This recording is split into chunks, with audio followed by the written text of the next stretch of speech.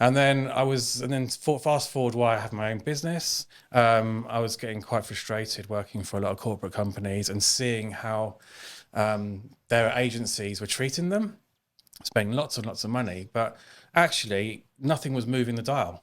It was all about, yes, we've got top of this rankings and we've done this search and we've done this many impressions. And I was like just sitting there, chewing my nails, biting my tongue, going, I've got to say something.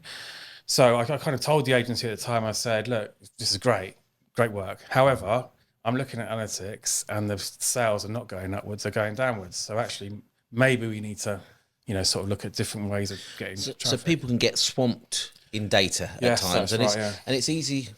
There's an expression: bullshit baffles brains, and it's easy to hide anything you want to, or get a spreadsheet to say anything you want it to do.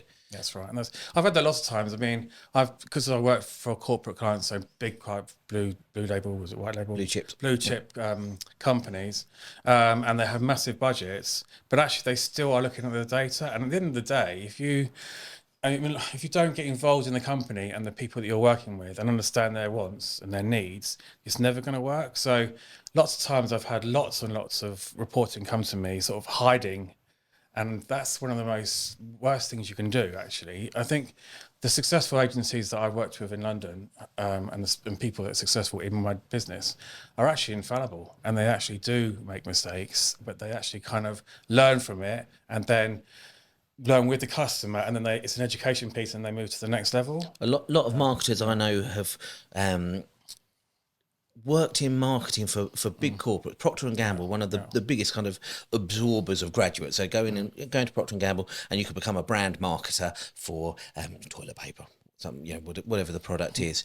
And people I've met at times have said, well, we're encouraged to go and fail, to go and try something, and that's fantastic. When you've got a £1 million budget for a campaign, and it doesn't matter whether you succeed or fail, they're just going to go and test some ideas. That's phenomenal, because you've got freedom to make mistakes.